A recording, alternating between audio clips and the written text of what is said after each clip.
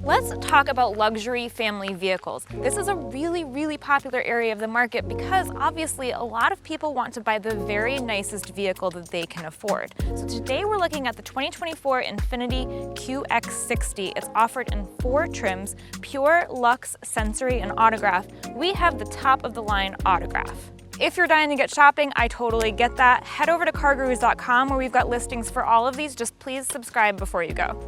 This design debuted for 2022, which is when the second generation of the QX60 kicked off. And I'd say it's pretty attractive. It's maybe a little on the boxy side, but that helps set it apart within the class. Still distinctly premium looking and definitely very different from the Nissan Pathfinder. I think if you didn't know how much these two vehicles have in common, you would not be able to tell from the exterior.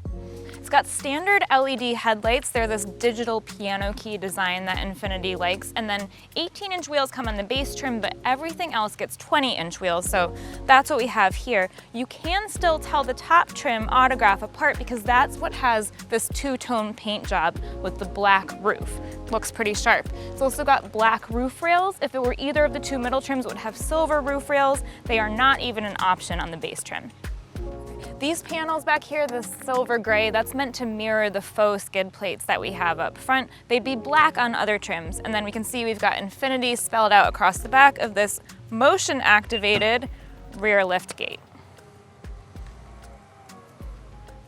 I really like the look of this interior. I'm a sucker for brown leather and we've got plenty of it in here.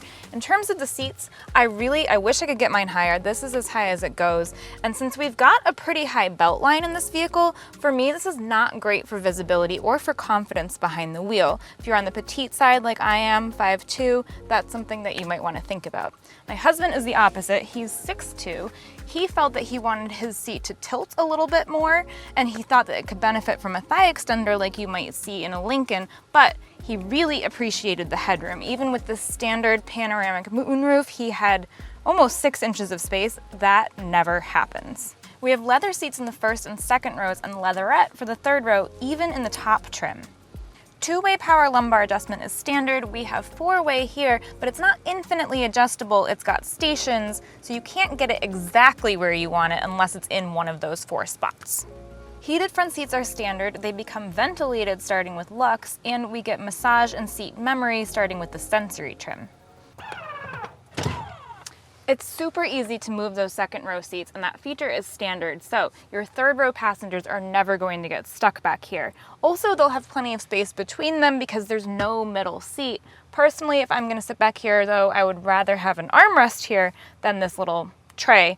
Not totally sure what that's for. Now, legroom is good, and of course, you don't really want to take my word for that.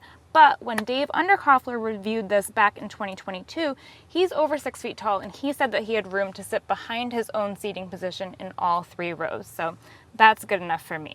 And we do have standard tri-zone climate control, and you've got air vents in all 3 rows as well as charging ports for all 3 rows. You have to go with the Autograph trim if you want the captain's chairs in the second row. Standard safety features for the 2024 Infiniti QX60 include forward emergency braking with pedestrian detection, forward collision warning, rear cross traffic alert, rear automatic braking, blind spot warning, lane departure warning, and high beam assist. It also has standard rain-sensing windshield wipers. A 10.8-inch head-up display and a digital rear-view mirror are standard on this trim, and they're optional on Luxe and Sensory trims. I found that digital rearview mirror really handy this past weekend when we had 6 adults in this vehicle. Obviously, it's hard to see out the back when there are people's heads there, but the smart rearview mirror came in handy.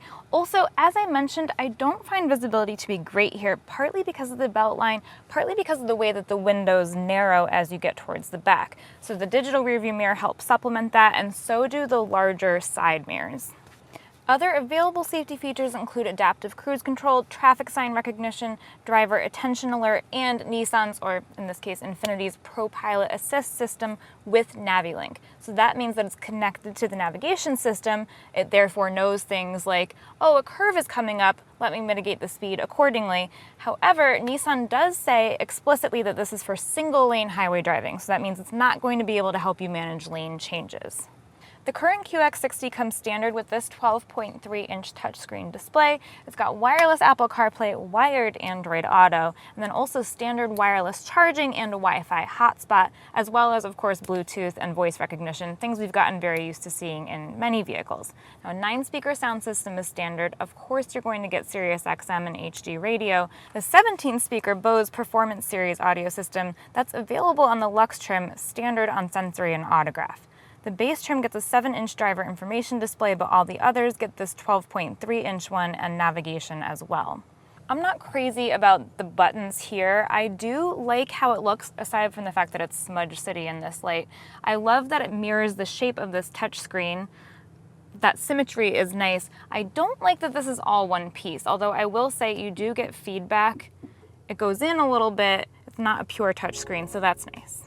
There's just one engine available for the 2024 Infiniti QX60. It's a 3.5-liter V6 that makes 295 horsepower, 270 pound-feet of torque. It comes with a 9-speed automatic transmission, not a continuously variable transmission or CVT like we're seeing on a lot of vehicles these days. So it's not necessarily better, it depends on who makes it, but in Infiniti's case, the traditional 9-speed is significantly better than the CVT that they had on the first-gen QX60. It operates smoothly, it's unobtrusive. I will say that it can be a little bit slow to downshift in passing situations on the highway, but in general, it works well in the background, which is exactly what you want. Front-wheel drive is standard and all-wheel drive is available on all trims. It's $2,000 to add it to Pure, Luxe, or Sensory, and $2,900 to add it to Autograph. Like the Nissan Pathfinder, the QX60 can tow up to 6,000 pounds when properly equipped. Otherwise, it has a towing capacity of up to 3,500 pounds. Accoutrements like a tow hitch and receiver, trailer sway control, those things come standard when you add all-wheel drive to the top trim. The ride is nice, it's smooth, especially on the highway. I will say there's this loop that I take all of my test cars on, my local roads, which I know really well, and I was surprised at how harsh this was over a few of those bumps. I think that initial impact can probably be blamed on the 20-inch wheels, and that it likely would not be as bad with the 18-inch wheels. But you're gonna get better fuel economy with those 18-inch wheels. You can get up to 26 miles per gallon on the highway if you get front-wheel drive and the smaller wheels. That's pretty competitive. The brakes are a little interesting, are gonna take a little getting used to because they are super grabby, but only at the very end of the pedal's travel. Until then, they feel pretty normal and intuitive, so that kind of ambushed me. And then the steering, I would say that it's accurate and direct, but it's a little bit numb. It doesn't feel, at least at slow speeds, it doesn't feel any harder to turn it all the way than it does to turn it just a little bit, which that's not right. You'd like to be getting a little bit more feedback. At higher speeds on the highway, it does build in some resistance, and I will say some shoppers might interpret that as light and easy to drive and maybe prefer that.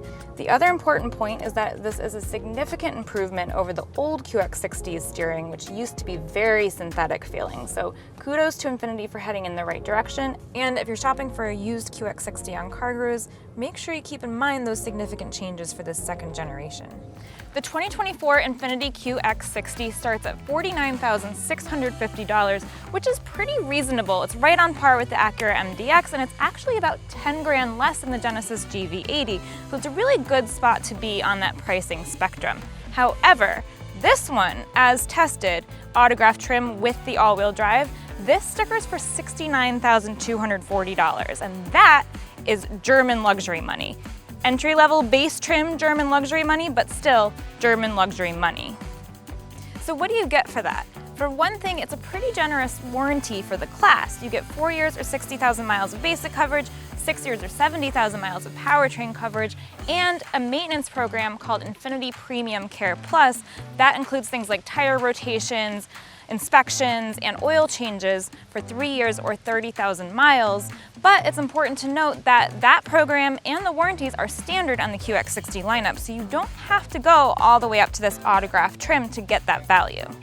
If you're open to spending 70 grand, I would recommend that you also consider European competitors like the BMW X5, the Audi Q7, the Mercedes GLE class, and the Volvo XC90. I'm not saying they're better, but they are going to give you a very different driving experience. Of course, maintenance and long-term reliability might be a consideration. Those are big reasons that you often hear people leaning towards Japanese luxury cars. Now, if you're considering the base trim or one of the lower trims for the QX60, you're also going to want to look at obviously the Acura MDX and the Lexus RX, but I would recommend too that you test drive a Mazda CX-90. Mazda's known for those driving dynamics if you don't need the luxury badge. If you do, I get it.